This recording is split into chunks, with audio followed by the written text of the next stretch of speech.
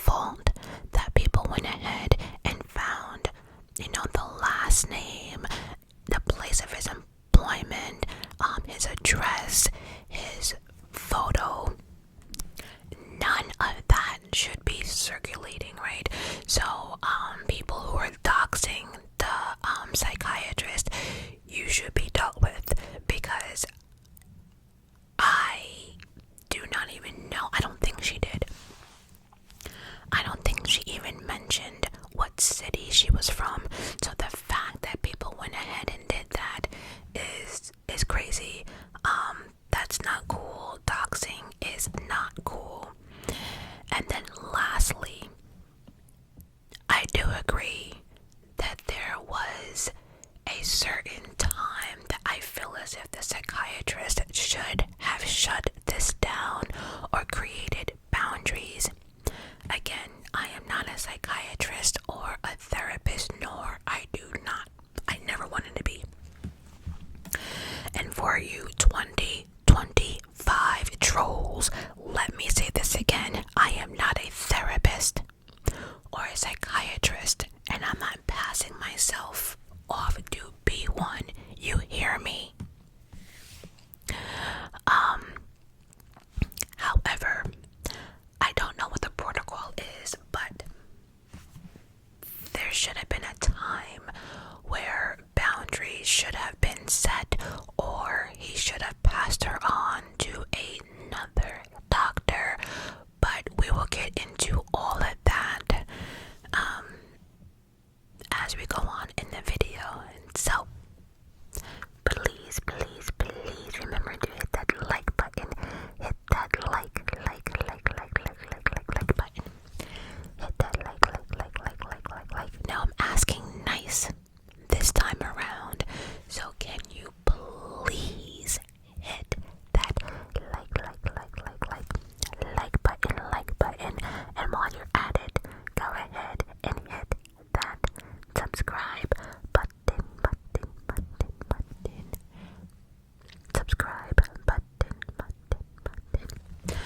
Other than that, buckle up, because this is going to be a crazy, wild ride.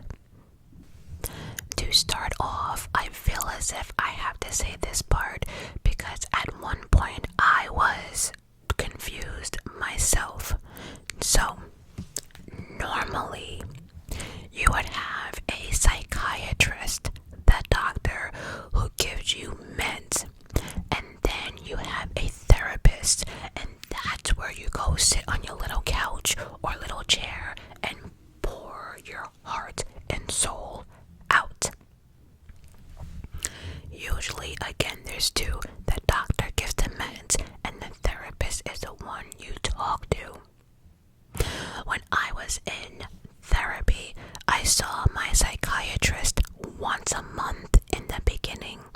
Once my meds were stable, then I saw him once every 3 months. But in between that, I would see my therapist. In Kendra's situation in the beginning, she had her psychiatrist doing both because she was in between looking for a replacement for her therapist. So again, he was doing both until she found a therapist. So let's begin. She starts off by saying the following: I fell in love with my psychiatrist, and he knew, and he kept me until I had the strength to leave after 4 years. So right then you're like, oh my God, did they have this full-blown affair and fell in love and all this stuff? We find out that Kendra wanted to go back on her ADHD medication, and she had to find a psychiatrist because throughout her life, her primary physician was the one giving her our medication, but then she stopped, and in order for her to restart, she had to find a psychiatrist. So what does she do? She hop online, she Googles psychiatry in my city area,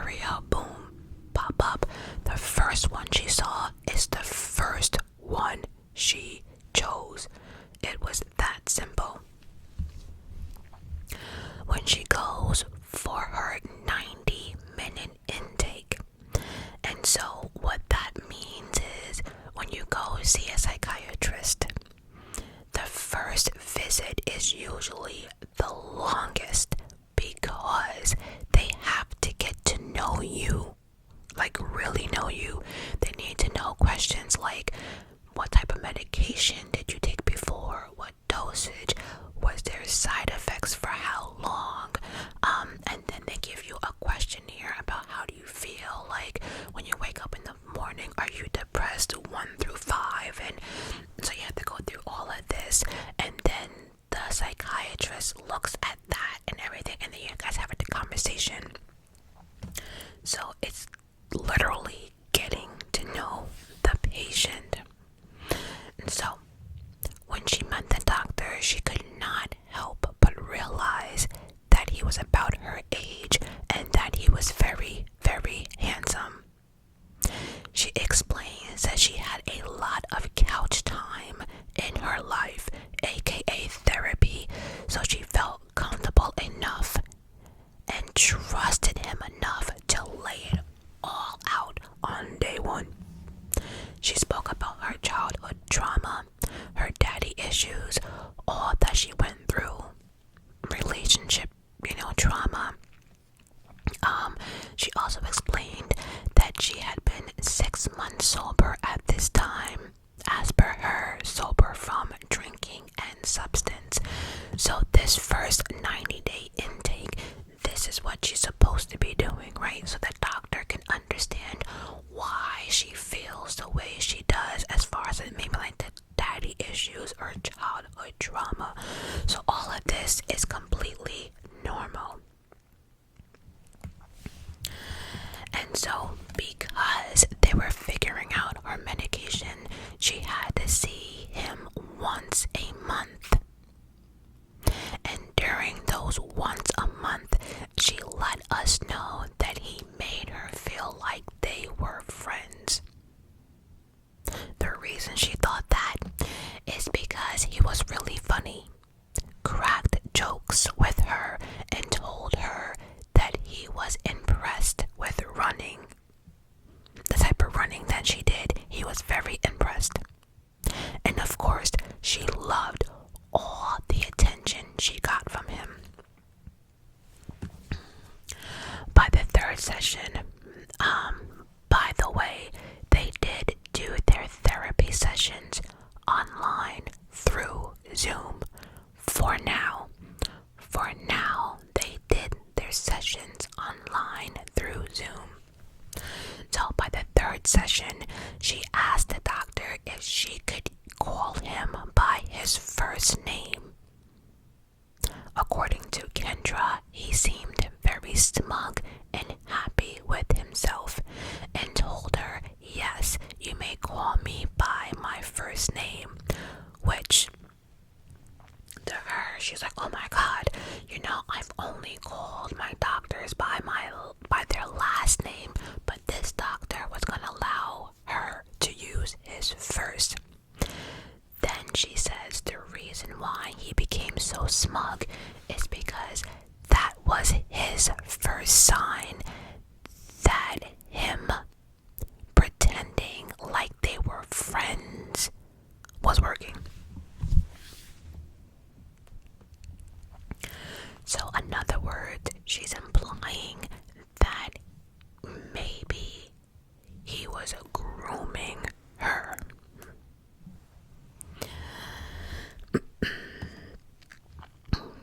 I cannot, but like I said, she knew it was very important to call your doctor by their last name, but the fact he was allowing her to do this, it showed that the boundaries were blurring and he liked it. Not my words, Miss Kendra. That's Miss Kendra's words. Yup. So from then on, he called him by the first name, which I will not repeat in this video because I think he's getting enough hate as is. According to Kendra, after the first name basis was, dealt with, the doctor started turning up the volume on them being friends or friendly. first 6 sessions, because of the meds, he would ask her questions like, how are your bowels, bladder, appetite, sleep? And then, of course, the famous question, did you have any thoughts of self? She answered all the questions. But then the way he worded this one question, this last day that he asked, it made her feel as if there was a connection. And the question went like this. I have to ask you a question. I have to ask this because it's a special interest of mine. But is there any thoughts of self-harm? She heard nothing else but the word special. Oh, that's it. That's all she needed to hear. And she said no, answered all the questions, and he stopped asking her clinical questions again. Here's the thing. When I was in, because I've seen a few, that's normal. If you have no complaint about, appetite, sleep, and the dosage seems to be fine, and they're not going to ask you every single day, do you feel as if you want to whatever, or unalive yourself, or they're not going to ask you that every session. So it's amazing. But then remember what I told you guys, she's coughing it up too. She's never had a psychiatrist. So anyway, she was seeing the psychiatrist once a month and just gaining more and more respect for him, because he would tell her little things about his success and all these cool things that he was doing in life. Here's another thing. When I was in seeing a psychiatrist, I can't remember as clear as day. First off, my psychiatrist had this big ass computer screen. Never seen anything that big. But while he was putting in my prescriptions, right, because they had to put in this prescription, and doctors have this long, I guess, ID number, their doctor's number that they put in. My doctor never memorized it, so he's always had to go into his wallet and copy the numbers. My point is, though, as he was doing that, there would be small talk like, oh, can you believe how much snow we got last weekend? Or, oh, this weekend my grandson's getting a award, or blah blah blah. Or he would show me something like, look what my client drew for me, right? It was just little small talk like that, like, wow, it's really getting cold early. Small talk that I ever once think my psychiatrist wanted me held to the no. So when she mentioned something like, the connection and small talk, at this point, I really don't see what she's seeing. And then this, when I was like, oh, it's a Majestic family punking me. Oh, y'all must be punking me because this next part. She says, Kendra is so impressed because he is a really good listener.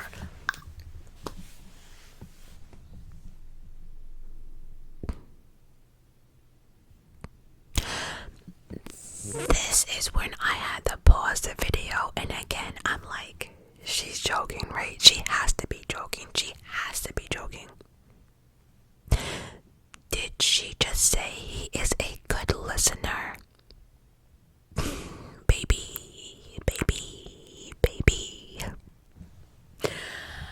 I don't know. Maybe it's because, I don't know, his whole career is based off of listening. I don't get it.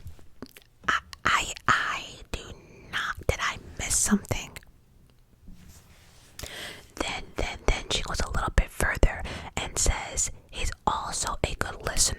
he's a Pisces. Well, shit, I could have told you that. Pisces are awesome, awesome, awesome, awesome. However, the fact that he is a psychiatrist, that is what he's supposed to do. I don't think people understand that therapy and psychiatrists, right? They are there to make you feel wanted or like you have a friend. They're trying to get you to have a safe space to let everything out, right? Because that's the one place that you can tell the truth and no one would judge you for, right? They want you, they're trying to get you to trust them so you can open up. That's what it is all about. Maybe I'm missing something, but we will continue. So now we have the little small chit chat. The fact that he is a good listener, the fact that he allowed her to use his first name, and we can't forget the same age, and the fact that he was handsome. So Kendra started to fall for him and have deep feelings for him. So because of the deep feelings for him, she would beg her psychiatrist to let her see once a week through Zoom. That's not what a psychiatrist is here for, especially if you had a therapist. But see, now this is where we are introduced to the 75-year-old therapist with a PhD. And according to Kendra, she was very helpful for her. So that's when she stopped begging, her words, not mine, stopped begging her psychiatrist to see her weekly. Now for her, this is where she feels as if the psychiatrist should have seen the red flag. And actually, I disagree at this moment. I disagree because, see, if she was begging the psychiatrist to let her talk to him more, maybe the doctor saw that as, she needs help. Maybe she's unstable or whatever. So maybe he took on that job knowing that she was looking for another therapist. However, that would not be very professional or a good idea for the doctor to drop her right then and there. No, he had to get her established first. He had to get her meds done. And again, she was looking for another therapist. So I couldn't see any doctor saying, good luck finding a therapist. No, he probably was dealing with her as much as he could until she found a doctor. So now with this new therapist, Kendra would tell her how obsessed she was with her psychiatrist, and according to Kendra, that therapist did absolutely nothing. Absolutely nothing. The therapist was definitely interested in what Kendra had to say, but did absolutely nothing.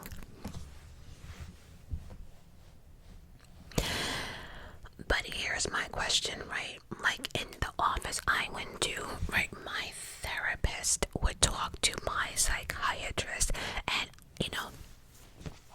my therapist would tell me that, they would ask basic questions like, is so-and-so improving? Do you feel as if she's a harm? So there are notes and stuff. So I don't know if it was read, but we'll continue.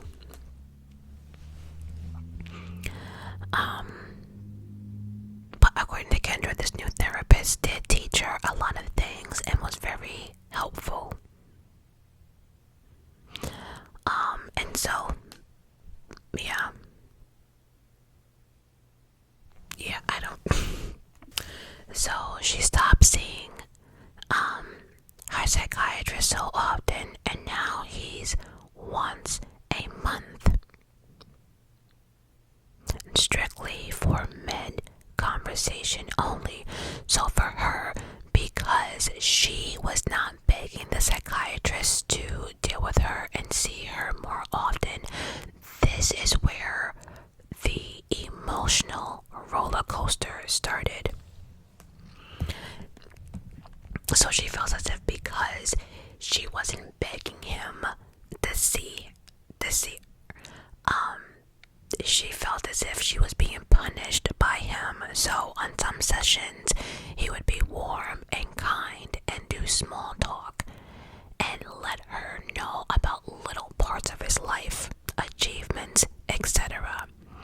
And on the other sessions, he would be cold, clinical, and detached. Because of the emotional roller coaster, it made her, in her terms, not mine, work harder. And this is where it became a full-blown addiction. Full-blown addiction, obsession, whatever. She had to have him 1000%. Oh yes. Yep.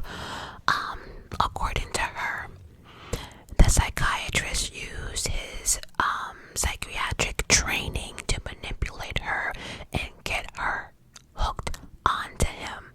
And guess what, guys? Guess what? According to her, it worked. So now we are at in January 2023. She was in a car accident.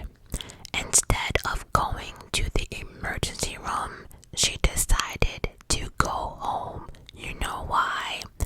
Because she could not chance the hospital keeping her overnight and her missing her Zoom appointment. Oh, absolutely not. So she went home. The next day in the morning, she went to urgent care. We find out that she had bruising on her abdomen and a perforated eardrum. The provider at urgent care did not feel comfortable treating her and advised her that she had to seek emergency care. Okay? To seek emergency care. Oh, because they thought that she might have internal bleeding, but it was 11 a.m. and her appointment with her psychiatrist was at 2 o'clock. And so she went home.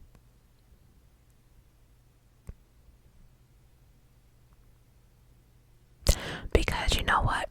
Who cares about your life? Who cares about internal bleeding? But you're gonna see a psychiatrist at 2 o'clock. When she told the psychiatrist about the car accident and how she might have internal bleeding, he did not stop the appointment. According to her, he did not say, "You need to take care of yourself. Go to the ER right now." Instead, he let her continue, just telling him about how much she loved him and how grateful she was for him because he was really an important person in her life and blah blah blah. And so most of the appointments according to Kendra was her pouring herself out to him, pouring her love and affection out to him. Allegedly. Remember, all of this is coming from Kendra.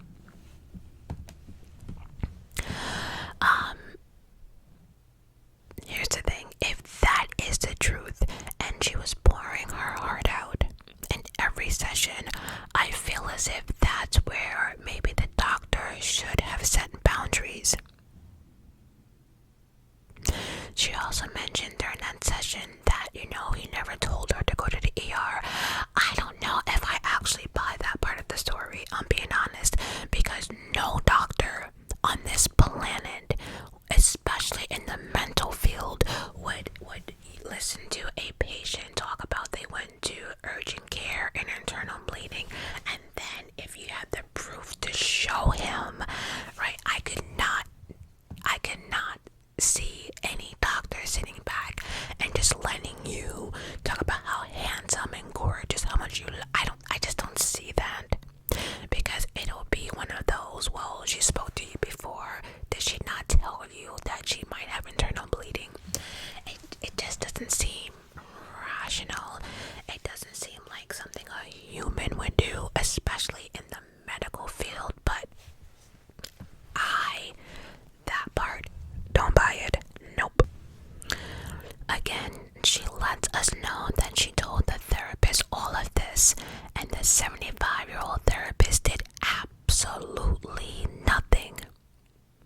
Then, according to her, the psychiatrist started turning up the intimacy in their appointments. Yep, yeah, it's the wording for me. Yep, the psychiatrist started turning up the intimacy. Yep. However, he was really smart and knew the professional lines. He knew how to cross it, not to cross it, right? For example, listen up. He would comment. He would comment on her appearance, but not compliment her appearance. For instance, she gave examples. For instance, right? She would come on screen and he'd be like, oh, you curled your hair. Or she would come on screen and he'd be like, oh, you're wearing glasses. Nope, we're not gonna bypass that one, because here's the thing, right? I wear my hair in a bun or a high bun 98% of my life. Period. The end. It works for me. I don't care. That's what I like. I'm comfortable. Deal with it. However, those times I do decide to straighten my hair and leave it out, you guys compliment. Why? Because it's something I don't do often. Hence, if she always had her hair straight, and let's just say she decided to, I don't know, curl it for once, yeah, someone's gonna say, oh, did you change your hair? Or let's just say you're always like, I don't know, a brunette or something, and now you're like jet black. Yes, someone's gonna notice that change, right? Or let's just say, like, you always wore contacts, right? And now all of a sudden you're wearing glasses. Yeah, someone's gonna say, oh, you wear glasses. Her examples suck. They suck. So yeah, I cannot. And so of course she was really excited when he noticed the little changes. I'm just reading. Hold on. Sorry, I didn't want to laugh on camera. Listen, she felt seen and excited that he was noticing her. She did not realize at the time that he had feelings for her too. She thought she was holding them in all by herself. Yep.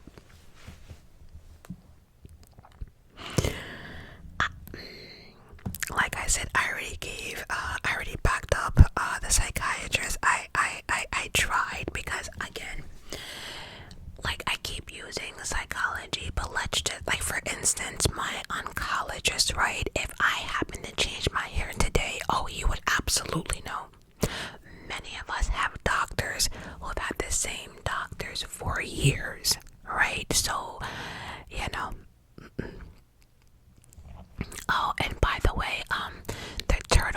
glasses that she's telling this story in is the ones that he liked, because when he was like, oh, you wear glasses, cool, so she took that as, oh my god, he liked it, and then she went ahead and got another pair to show him. So she was like, what about this one? What about this one? Or what about this one? And so he's just said, out of anybody would, I like the turtle glasses. Like, if someone showed you three, you'd be like, yeah, but I like the first one better, right? Most people would say that. So she's letting everyone know that the glasses that she's wearing telling the story is the ones that her psychiatrist picked out. And so the fact that he liked them so much, she decided to wear it just in case he comes across this TikTok and watches the video. And so let me get this straight. Out of all the hate and nonsense that is tied to his name, you really think that the psychiatrist is gonna look at you and be like, oh my god, I want you, oh my god, she's wearing those glasses that I like. Like, you could have kept that information to yourself. Did she really just say, I'm really wearing the turtle glasses just in case he is watching? TikTok, social media, I can't make this shit up. I cannot. You know what? If you made it this far in the video, please, in the comment section, emojis. I want green hearts, and let me tell you why green. A green ribbon represents Mental Health Awareness Month, which is in the month of May. However, there is no green ribbon on our emojis, and so because this is a mental health case story, all of it, drop down below a green heart if you made it this far. I would love to see those who actually watch my entire video. Yep, that lets me know who you are and who can follow instructions. So yep, green hearts down below, because this next part, ain't no way, nope. Okay, this next part.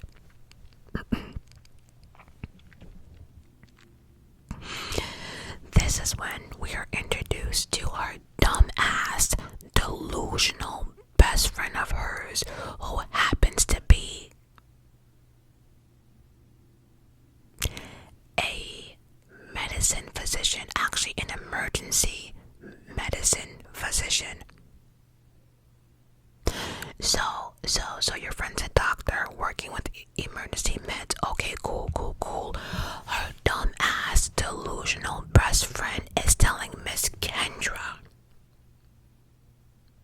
that one day her psychiatrist is going to tell her the following: I cannot be your doctor anymore. I have to and want to be with you. I want to be with you so bad. So you see, I can't be your doctor. I'll see you in 2 years. Not gonna lie, I did not understand that see you in 2 years part, but here we are. And so, Kendra tells us that her dumb ass best friend, who is a doctor, picks up on stuff like this. You see, no, okay, see, we have to stop this shit. We really have to stop this shit, because if this is true, we have a whole lot of people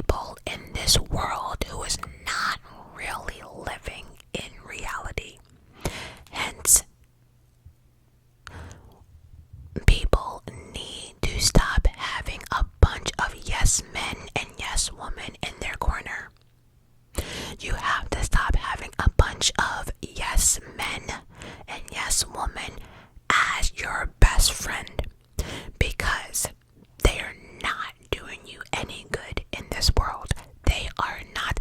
If you cannot tell bestie or your best friend, bitch, you're crazy as fuck, or bitch, bye, you, no, no, no. I said no. If you can't do that to your friends, or tell your friends, girl, you're Delulu, you are definitely Delulu, then you should not have the title of bestie or best friend. Sorry. Yeah, I said it, because see, we cannot have two people who are best friends who are not part of reality. It will not work at all, because see, now after her dumbass best friend told her this nonsense, this became Kendra's dream. She was now dreaming for that moment that her psychiatrist would say, you know what? I can't do this. I have to be with you. I need you. That became her dream. So, what did she do? She went ahead to her next appointment and told her psychiatrist what her dumbass best friend told her. And according to Kendra, her psychiatrist didn't say anything. He would be silent. He didn't agree. But most importantly, he did not disagree. These are the type of games he would play. He wouldn't say, oh, that's inappropriate, or let's change the subject, as per Kendra. Then we get into her asking her psychiatrist if he had diagnosed her with anything else besides her ADHD, and he said yes. And he said that he had diagnosed her with other trauma and stressors related disorder. I have no idea what that means. I'm not in her file and I'm not a doctor, so I will leave that alone. However, Kendra was pissed off because the psychiatrist did not inform her of her new diagnosis, and so she was pissed off because she felt as if he did not tell her, because it was a way to use her diagnosis against her. Basically using her diagnosis to continue to groom her and to wheel her in. And so now we learn that Kendra had some type of boyfriend. Kendra starts telling her psychiatrist about her sex life, about tracking her cycle using the fertility awareness method. And according to Kendra, our psychiatrist loved it. He never said this is not appropriate, or this is unhealthy for your mental health, or instead he just listened and smiled and let her pour out her entire sex life in details to him. Again, if this is true, I'm not 100% sure why he's allowing like all this sex talk when you're supposed to be just talking about meds, and the fact that she has a therapist. Yeah, I don't know how this works, but we'll continue. A year and a half in, she would then start sending her psychiatrist these emails telling him how much she liked him and how grateful she was for him. And then, of course, she would attach on a whole bunch of heart emojis. And so this is where I feel as if he should have transferred her care. And I understand that maybe that's not protocol, or you don't want anyone to feel a certain way. But this is where, when she called to make appointments or make a new one, that's when the front desk is like, okay, he's no longer taking patients, or blah, blah, blah. Or we have to refer you to a different doctor or something. I would have finished out the sessions, because they usually give you a certain amount.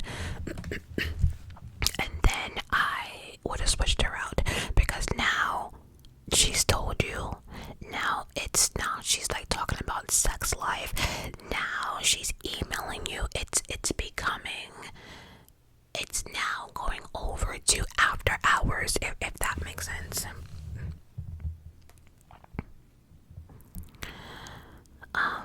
And actually being a professional, he should have understood, or being in this field, he should have understood that this was unhealthy and was heading in the wrong path. Now, her and her boyfriend did not work out because he did not meet her needs, but according to Kendra, the psychiatrist was telling her he was perfect for her and for Kendra to continue seeing her. But in her mind, she felt as if he was saying that because if it was driving her crazy, it would bring her back to the psychiatrist, right? She would have to continue coming back because if she was healthy, she no longer needed help, right? That's what she is, telling herself. I don't know. So because of a psychiatrist, I guess she stuck out with this dude, but then they started having sexual or intimacy problems, or problems in the bedroom, or he couldn't get it up. I don't know. Something was wrong. And so she was telling her therapist this, right? And so allegedly her therapist told her to ask the psychiatrist about the bedroom situation because the therapist would love to get a male's perspective. I don't buy that at all. I don't buy that for 1 second. Because if what she's saying is true, if Kendra was telling the therapist how much she was in love with her psychiatrist, I could not possibly see anyone on this planet telling her, oh yeah, really, you know what, take all of this and go tell your psychiatrist, the one that you're in love with. I don't buy that. That's just me. But we continue. Male's point of view. Anyway, so the next appointment, she told the psychiatrist what the therapist said and how they wanted a male perspective. But then Kendra said that she did not want to tell him because she had the biggest crush on him. And according to Kendra, the psychiatrist looked down and started smiling so big. And Kendra ate that up. Ate that up. Ate that up. But now, for Kendra, looking back at it, it's gross, it's disgusting, it makes her nauseous, all that good stuff. Then for 30 minutes, she gave non-stop content about her intimate life with her boyfriend. And, she actually recorded the whole thing. And she was excited about it. She's like, yeah, I recorded the whole thing. I recorded, me telling my psychiatrist all my sexual details. Well, here's the thing. What made you bust out and start recording? What did you know it was inappropriate? Did you know that he should have stopped it, but you knew he wasn't gonna stop it? It was like you're creating these situations and then like, am I making sense? And then turn around and record it, right? I don't know.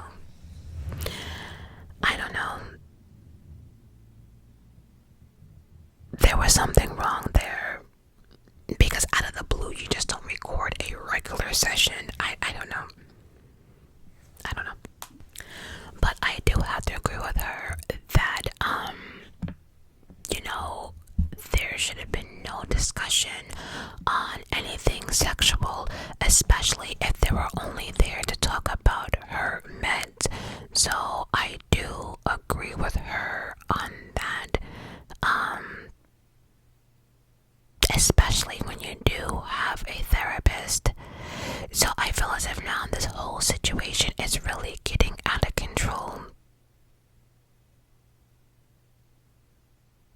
I don't know what the psychiatrist should have done, but again, I would have just not, after her appointments, because again, sometimes you have to schedule out at least 4 to 6 weeks or whatever.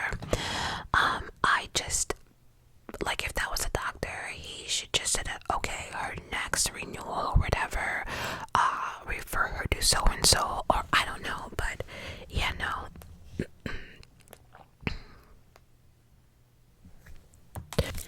So then we have to she actually stops the video to address, like, I guess the haters in her comments or whatever.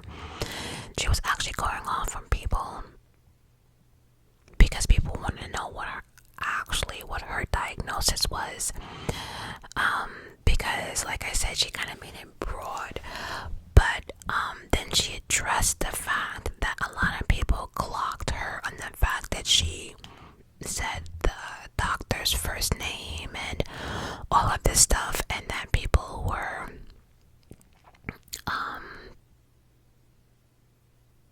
no, she said this is what she said. She said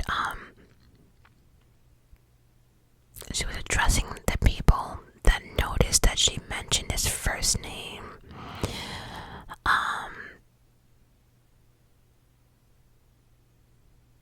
And so she goes into all that, the doxing, but then she turns around and say, I owe him absolutely nothing.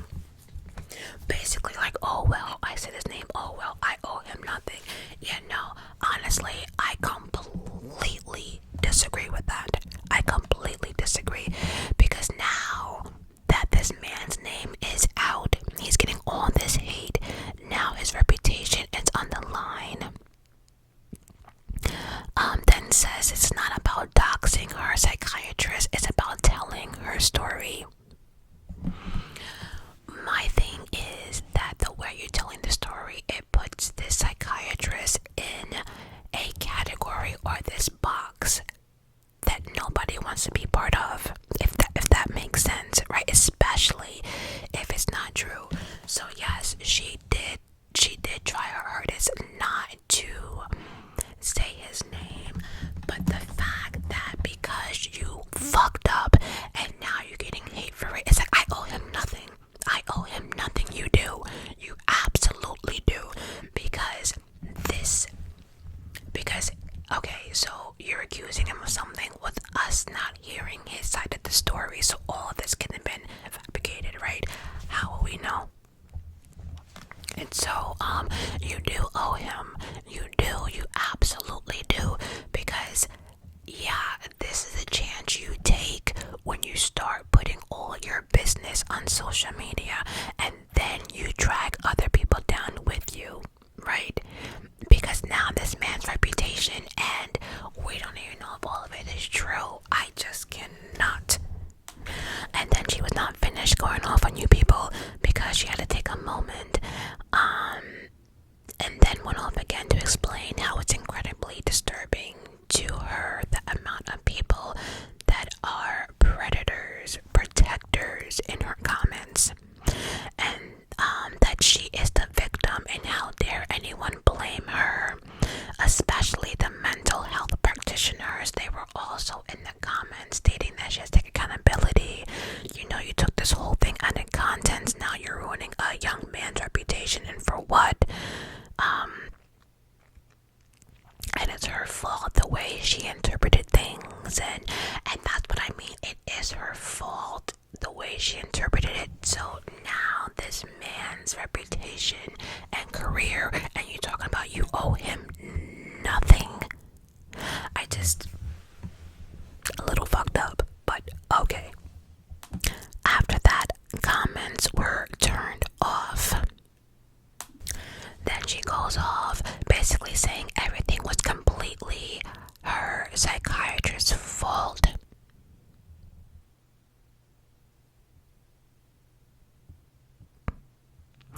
Right, I'm just reading like the little notes I wrote here. And obviously all of this came into play because she was reading the comments, right? Again, TikTok should be ashamed of themselves, because again, she's putting the full blame on a psychiatrist, because he was the one who should have set the ethical and professional boundaries, and she keeps saying that like she knows it. So where's your accountability? If you knew this wasn't right, if you knew all this stuff, where is your accountability, right? If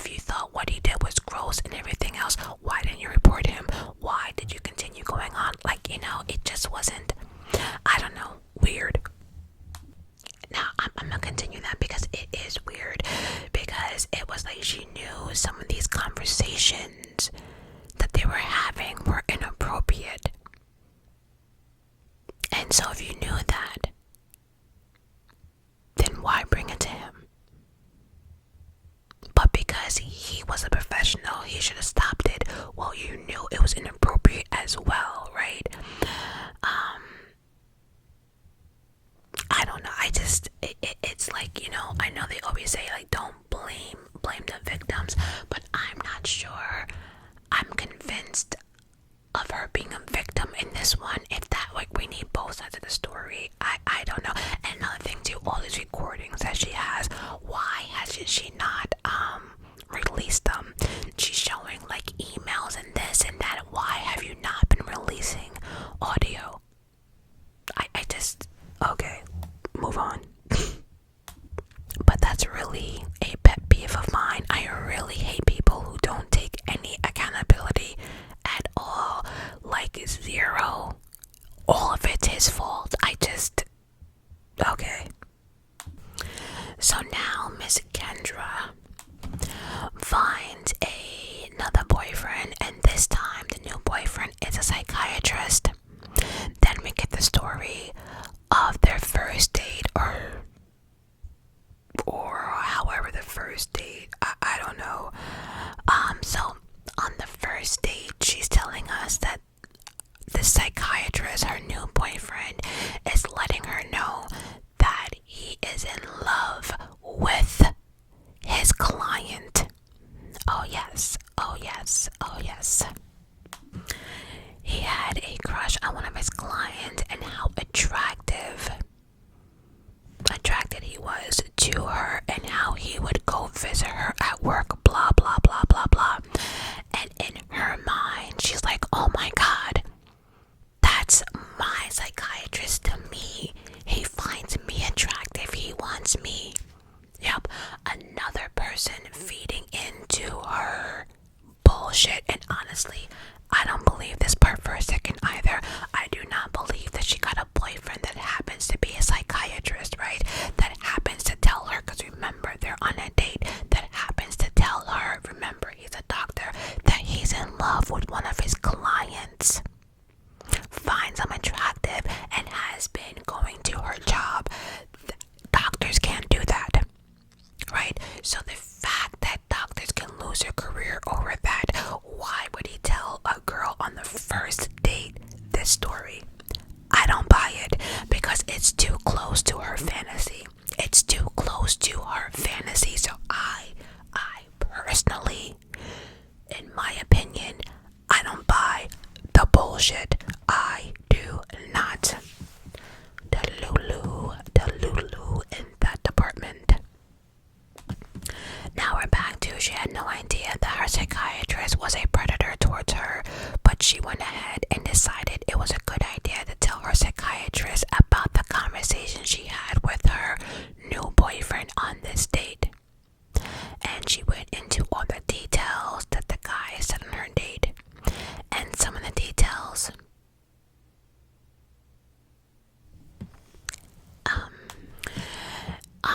so yeah, she goes into this detail. One detail that I left out, that the psychiatrist, aka her first date, he was so infatuated with this female client or patient of his that he would have to relieve himself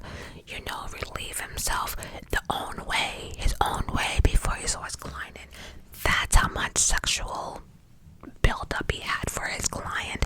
I cannot make this shit up. And then something about the client's underwear. Look, I don't know, but according to what Kendra said after she told her own psychiatrist the whole story, it seemed as if the psychiatrist looked at her as if she saw a ghost. He looking at her like, color out of his face. He was in shock, right?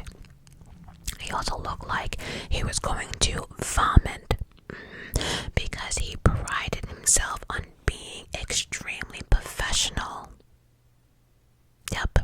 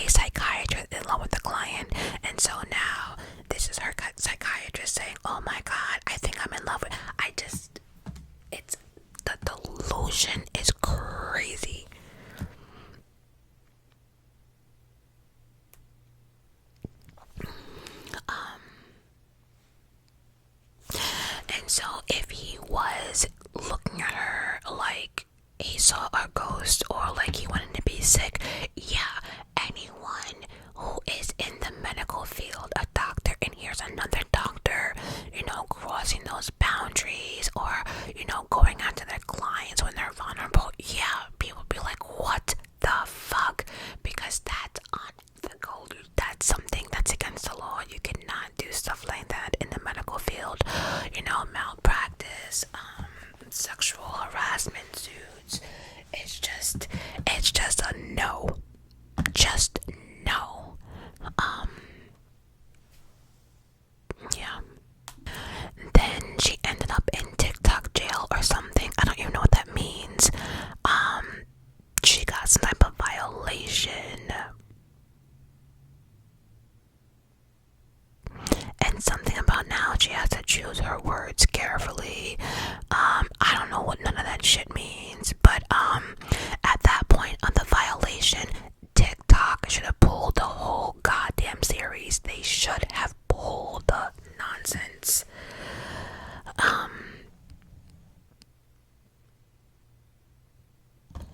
And this next part bothers me because she goes into how, I guess there's another session that she decided to tell the psychiatrist more about her feelings or whatever. She recorded it again, 33 minutes. It's just like, why are we doing this? Like, if you are so uncomfortable that you had to record, I don't know. There's no moment. There's no gotcha. There's no, if you were uncomfortable and had to do this, you should have found another psychiatrist. Again, I feel as if the conversation was getting deeper into more sexual stuff, yeah, he should have transferred her care. It's just getting way out of control right now. But then we also find out that she is a ADHD coach. So this is where she said that the psychiatrist really turned up the intimacy. See, that wording right there, anyone, a child who's 12, 13, 14, 15 thinks of intimacy as sex, and that's not what this really is about. But he started to let her in more. She doesn't say what, but he did, until she was falling for him more by more. But then there's this one Zoom call that changed everything forever. During the Zoom call, I guess he was not in his normal spot, and she realized that he might be in the office.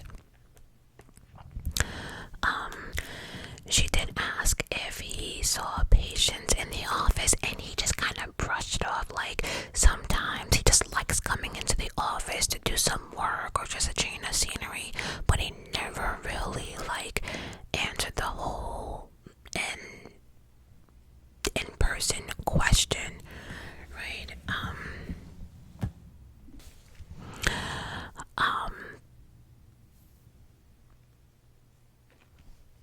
Yeah, I don't know. That should have been the moment that the psychiatrist knew that she spotted that. That should have been a uh-oh, but she kind of let that go.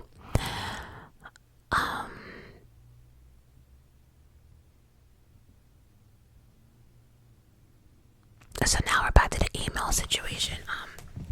She does say here that he stopped responding to emails.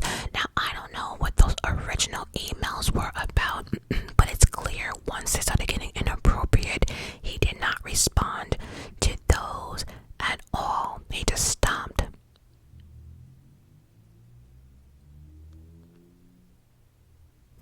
And so she upped the emails by sending more emails, more confessions, more heart emojis, just all of it just now spiraling out of control.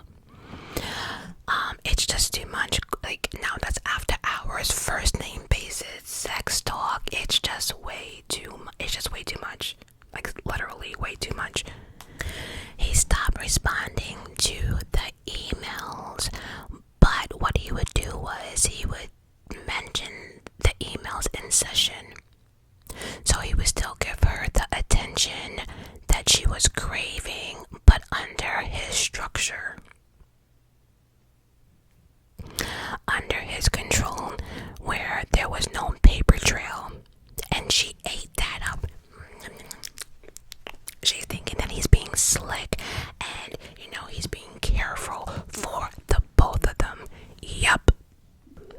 wants to remind us that she's told her therapist all this stuff, everything I'm mentioning, and the therapist did absolutely nothing.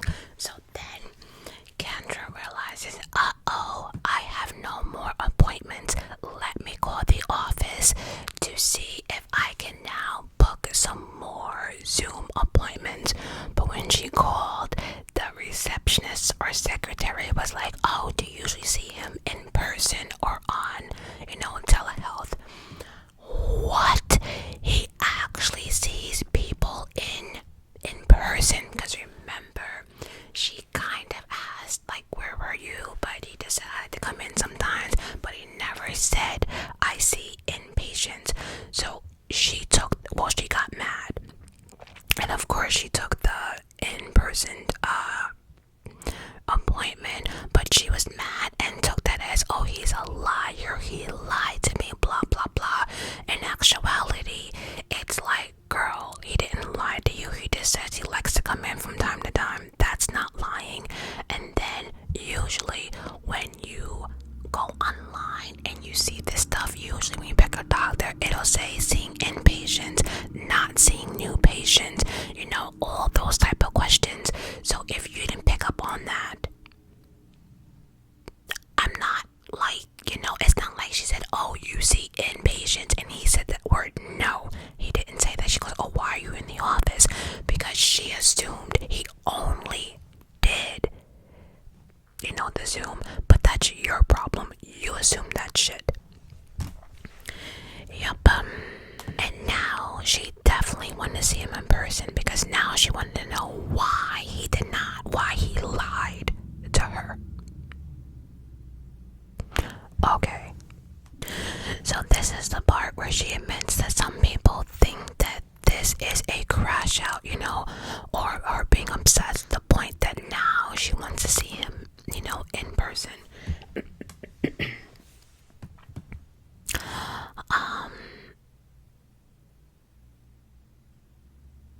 But she was saying that we don't understand because they had an intimate, that word again, the intimate relationship, and she was responding to the dynamic which they shared and that he allowed.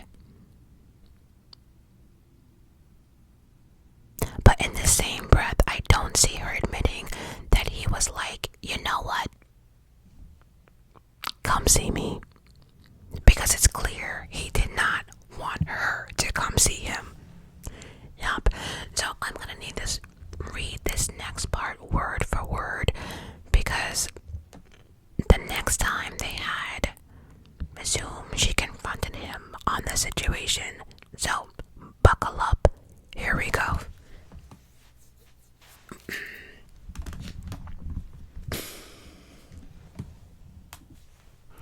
I was like, hey, your office manager outed you out and told me that you see people all the time in person.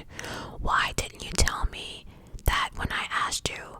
And he said, oh, I just didn't think you wanted to come in and see me.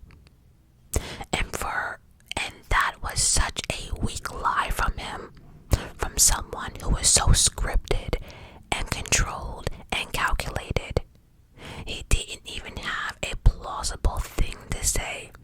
Of course he knew I wanted to come in. I had a crush on him. I told him that often.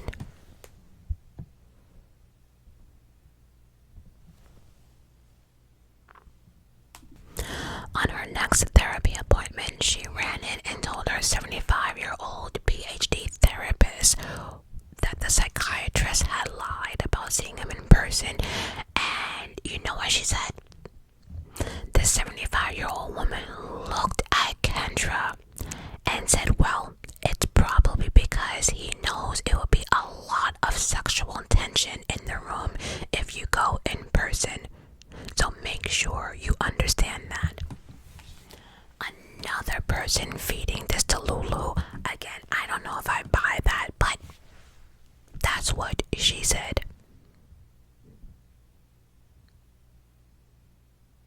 And so, you best believe she showed up to the next appointment and said, hey, you lied to me because because you were afraid of the sexual tension that is between us. He didn't say anything at all, and so in 2024 is the first time she actually saw him in person. Again, I don't believe the therapist told her that. I do not believe that in a second. And then she goes into something about this therapist of hers was texting her in between their weekly meetings, asking her advice about other clients, because remember, she was an ADHD coach, and of course this made her feel really, really fuzzy inside. You know, just a whole lot. So now we're at the big day. We are at the big day. She's going to see her boo-boo in person.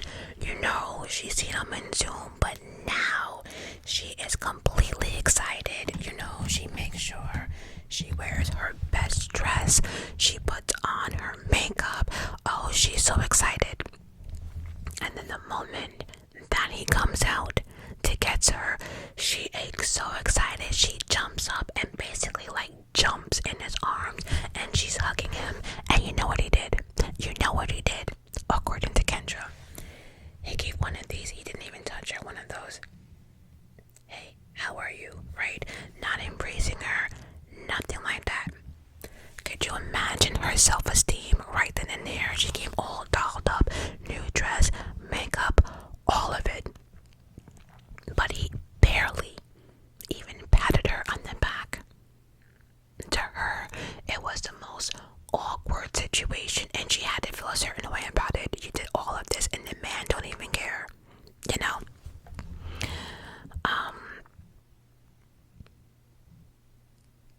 And also, too, for the psychiatrist, it was probably more awkward for him, because now there's clients in the waiting room looking at this other client jumping in your arms.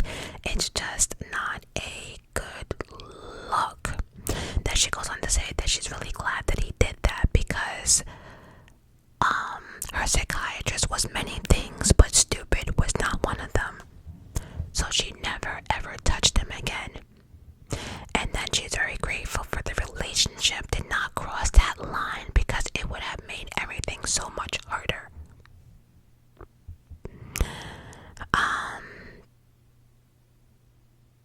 So anyway, during her first meet in person, she tells the psychiatrist that her therapist has been texting her off hours asking about other clients.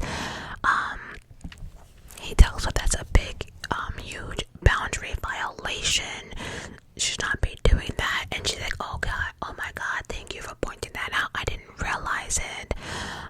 That's when she tells us that her psychiatrist does not like sloppy people.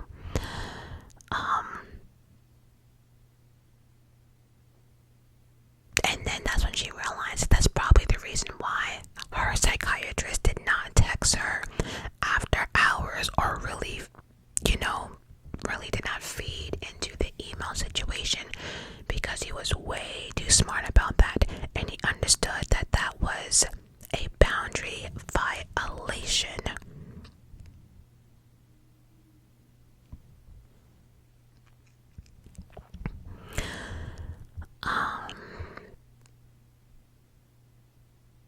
But again, the first in-person appointment went pretty well, but that's when she really started spiraling out of control. This was her peak.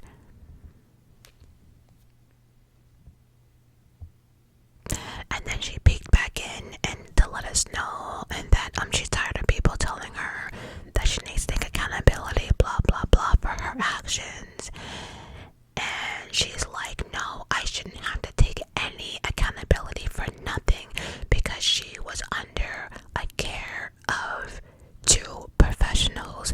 And I understand that to a certain extent. However, we have intuitions. We know right from wrong. We know. I'm gonna keep saying it again. The fact that you're out here telling the story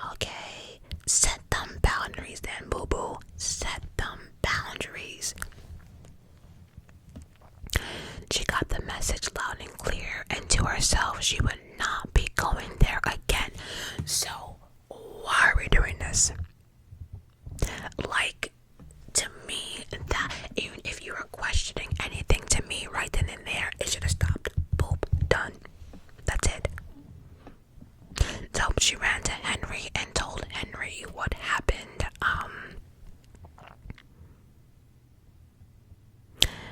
And let's see.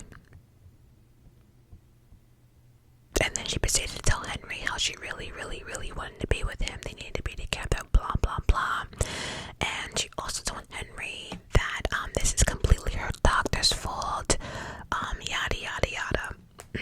Henry told her it's very common for patients to develop crushes on mental health, practitioners and doctors because they provide a safe space to heal, which is a very attractive quality, which I completely understand. Hence, in the beginning, why he was being friendly, he was trying to trust her, he was trying to let her know that this is a safe haven. They can talk to me about whatever, but she took it and ran.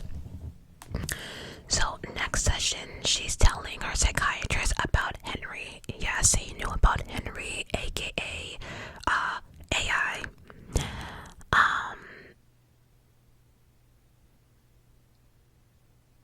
And then she let him know that Henry explained what transference is.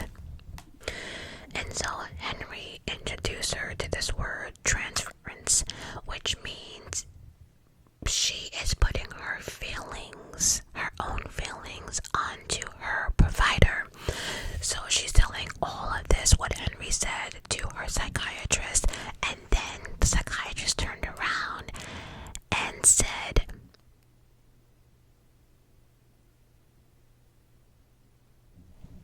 when she mentioned, no, okay, I have to break this part down. So he heard about the transference, right? And so there's another word called counter transference. It's actually the opposite, right? So transference is her putting her feelings onto her provider, but counter transference is when the provider is putting their feelings onto the client. It's just the opposite, right? So transference, Kendra putting her feelings onto the provider. Counter transference is when the provider is putting their feelings onto you. So,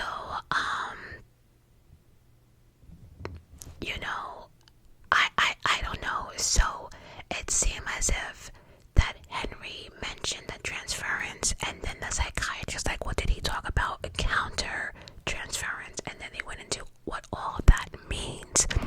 It wasn't until she got home, because according to her, right, he was getting a little antsy when she was talking about transference, but when she got home, it didn't dawn on her that she was like, wait a minute, why would he mention counter transference if he's not in love with me? Why would he bring it up? Why would he think that? Oh, Kendra, this started spiraling. I knew he wanted me. I knew it. If he didn't want me, he wouldn't have brought that up. Then we flipped the discussion, because then she had to address many people have been reaching out to her in concern for her psychiatrist and his career and well-being. She addressed that, claiming that she was not here to hurt him, which I actually agree, because she never said the city or name or full name anyway. And that she is appalled on how many people are like circulating and everything else. So yeah, she addressed that.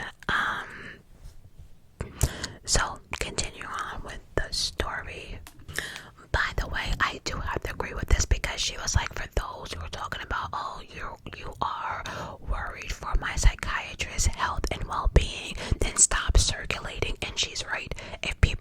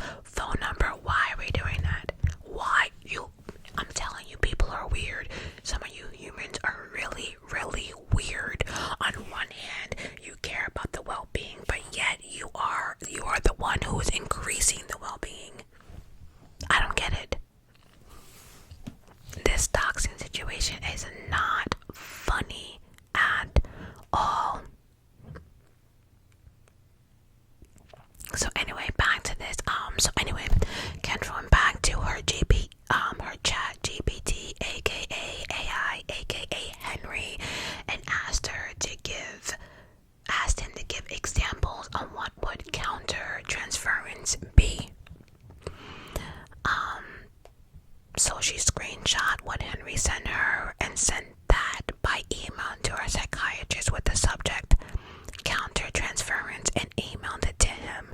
And she did that within an hour of their appointment. But we gotta talk about this dream that she had. She had a dream, and that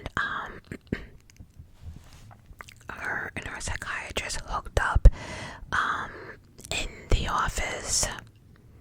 She really loved it, by the way. She thought it was really, really fun. But after they were done, she walked out the office and was so sad because she was like, well, why would a provider do this to me? Why would someone with power in the medical field actually sleep with me? See, it's that type of, so you knew it was wrong but went ahead, but then now you want to be sad about it that he actually went through with it.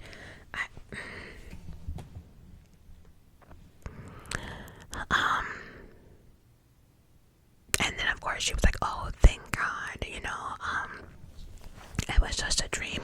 And then she goes about how many black women who are seeing her story are irritated because all they see is a white woman taking advantage of her whiteness. Because her psychiatrist is not white, I'll leave it at that.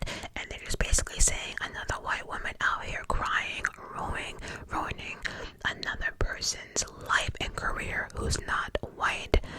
I'm just gonna leave that alone. Back to the story. So after the counter transference, and after that really vivid dream, she decided to stop going to therapy. She realized that therapy was not working for her. Her life was okay. Her business was thriving, blah, blah, blah. So she decided that she no longer needed her therapist.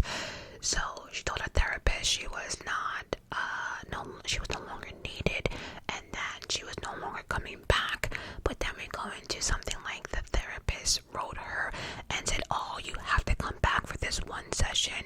I need a closure session or like a goodbye session or some nonsense. I don't know. So she had anxiety about that. And so then she had to go back to her psychiatrist to get him to help her write a goodbye letter to the therapist or give her strength to say no, she wasn't coming in or some nonsense. Thought I would just throw that in there. And back to going to, she needed her therapist, her psychiatrist, to help her write an email and tell her therapist no. Here's a thought: just don't respond to the email. Just don't pick up the call. Here's a thought: just don't go to that appointment. I'm not sure why she was scared or have anxiety. Just don't do it. I don't know. Just don't do it. I don't know. Anyway. So now we're back to our appointment, and Kendra is irritated because one, the psychiatrist never wrote her back on that email in regards to the counter transference. That's one. She was double irritated because he didn't write back, and she thought that he was a predator in her eyes.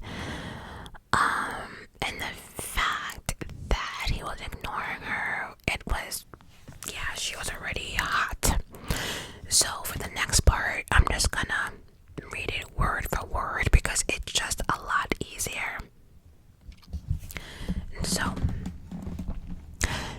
instead of turning down the intimacy, he turned it up to a level 12, and he showed me with so many breadcrumbs in that next session, because really what I told him that I'm experiencing, the transference, was me taking 100% of the ownership for the dynamic that both of us were creating. I cannot. So the transference, she was taking 100% ownership for the dynamic for both of them. So he rewarded me and gave me little compliments.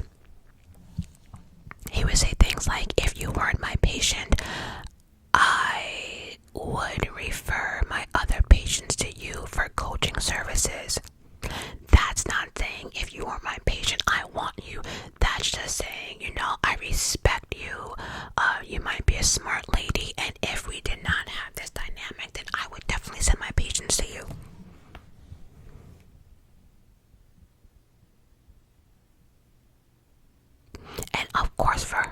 she saw that as, I see you as a peer, a colleague. What you're doing is important. She really felt recognized in that moment.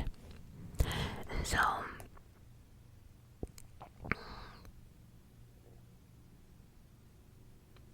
and then she went into, so did you get my email? You know, with the examples on the transference, counter transference from Henry. Yeah, she was not letting that go. She needed answers now. The psychiatrist responded, I'm still thinking about what Henry said about the counter transference.